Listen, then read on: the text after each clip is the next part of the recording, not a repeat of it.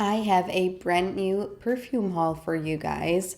I have been sick for quite a while. I think you can still hear it. I'm just so excited that I can smell again because I received some new perfumes. I ordered some new perfumes and I really wanted to show them to you guys when I can smell them myself. So let's jump in. Let's start with the two perfumes that were on the top of my wish list last year.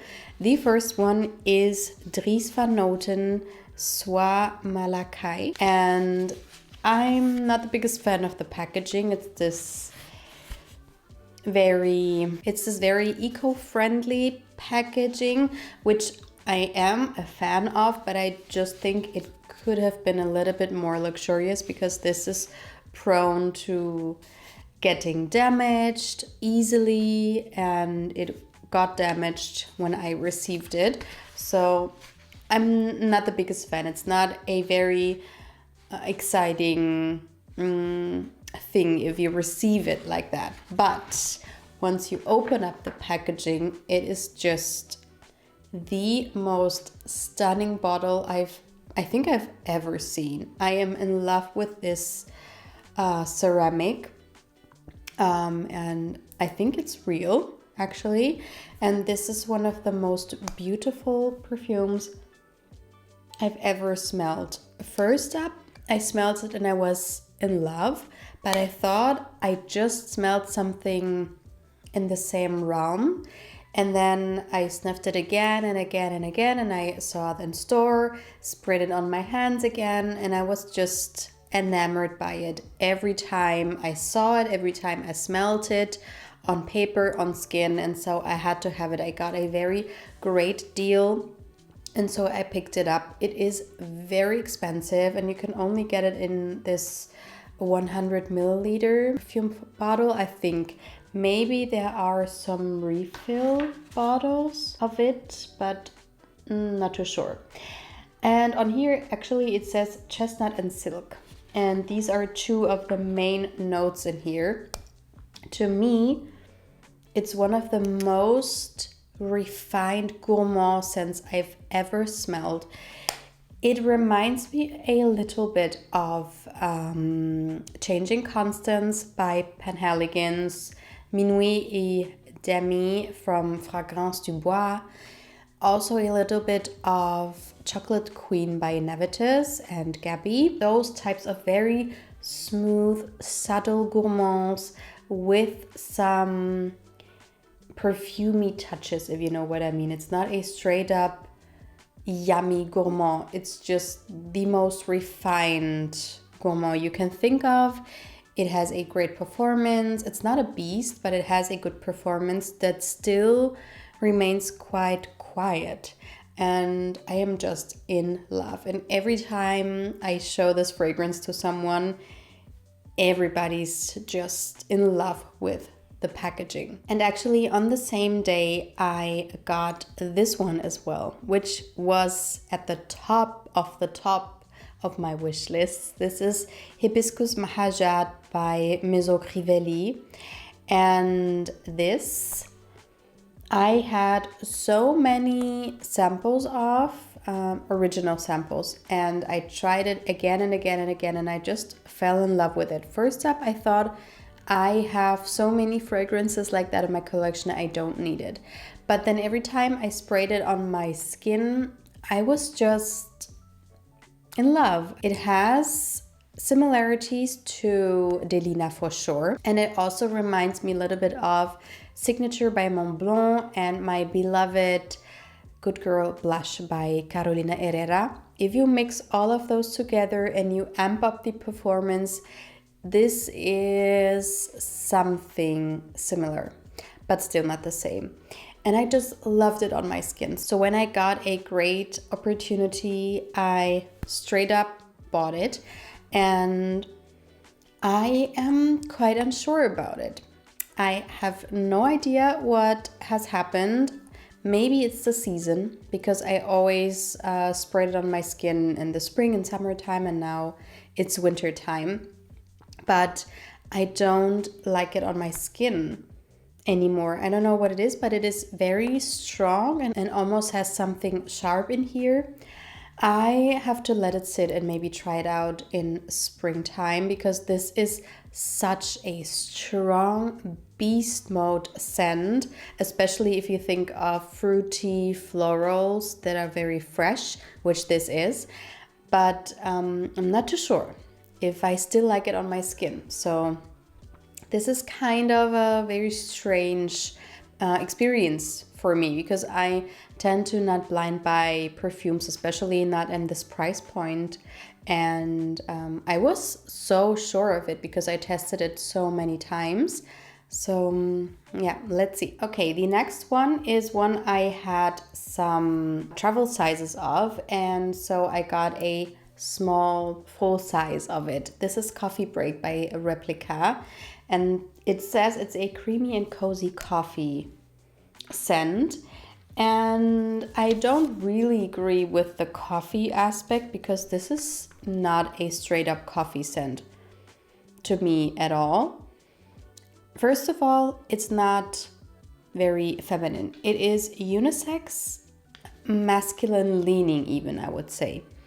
It is a very aromatic scent that is cozy indeed, but it also is aromatic, and it has this very typically masculine shower gel vibe about it, which a lot of perfumes that remind me of it also have, which is why I'm not 100% about it.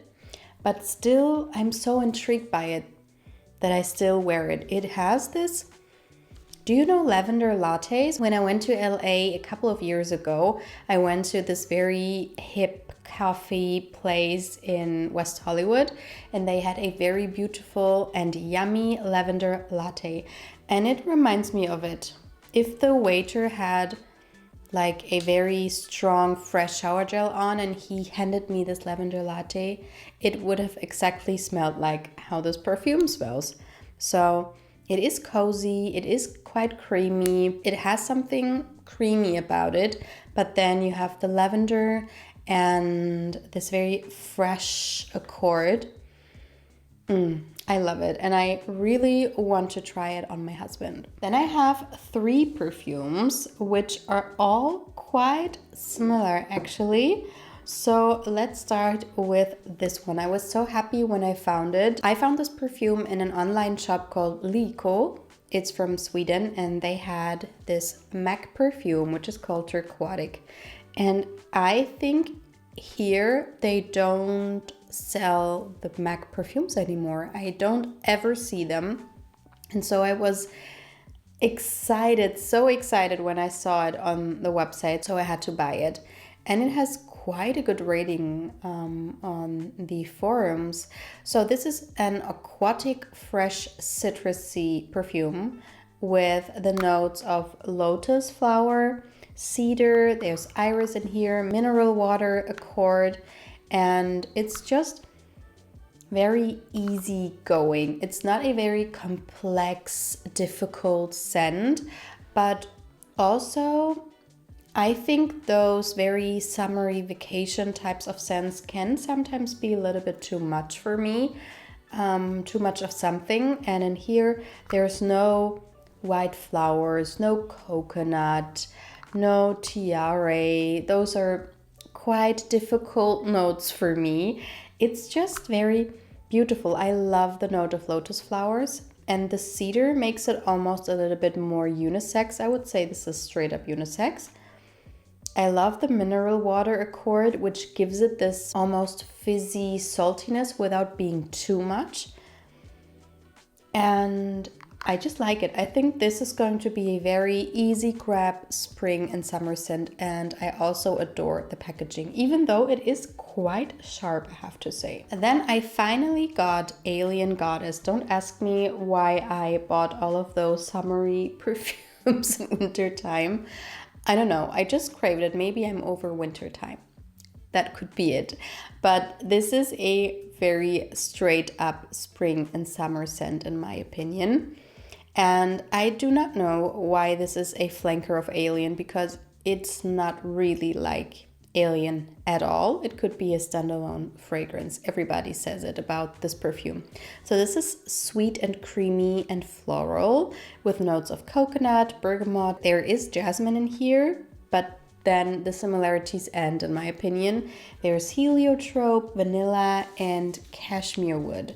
And I have tried this perfume so many times, and I just wasn't sure if I wanted to have it in my collection. But now I do feel like I have this empty space for those very summer appropriate perfumes for vacation or the hot summer days that, as I said, are not just your typical salty tiare and coconut scents, if you know what I mean. I do not want another beach walk alternative. It's just not my DNA. And so this is a great alternative to me because you do have the coconut.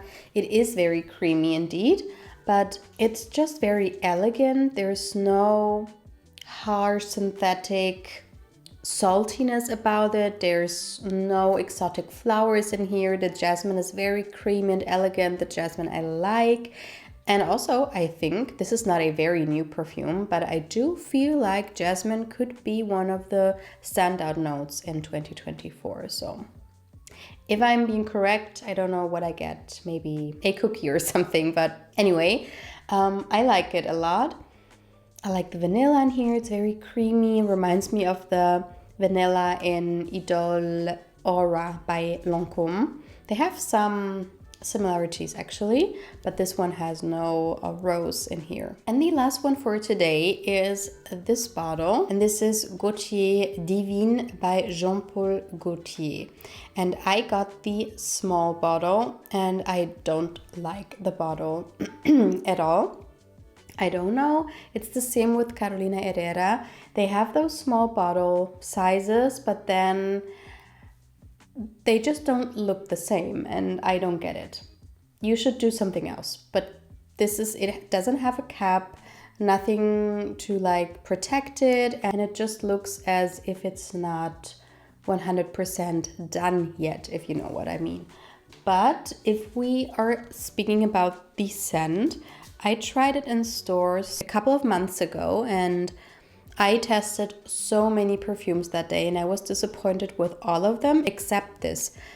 And this brand is not really my brand. I don't think I have any of them in my collection. They just are not my type of DNA. A lot of times they're just too much in a specific direction. And when I smelled this for the first time, I was just so intrigued by it because it is basically a mix of Alien Goddess and Turquatic and something else. It is quite salty. So this is a floral, sweet, and synthetic aquatic scent with the notes of white flowers, baiser, lily, sea breeze, and salt. But on my skin, I liked it in the store. I don't know if it was because it was a different season, but I'm not too sure right now. In wintertime, I do not really appreciate it. To me, it smells very synthetic now. It's just so crazy because I test my perfumes over and over again before I splurge. And I tested this perfume. I liked it on my skin. I thought it was going to be like a great spring and summer perfume, easy to wear and also nice to show you something different for spring and summer. But right now I'm not too sure because I am not the biggest fan of white flowers, but in here they are quite subdued and quite creamy, which I like. I like the touch of the baiser note, but the sea breeze and the salt are very, very strong and very synthetic. So I don't know. I have to see in springtime if I like it more then. But these were all of the perfumes I picked up, I received, and I'm happy with most of them. Let me know if you've tried any of them. Let me know which perfume you just got, and I hope to see you in my next video. Bye!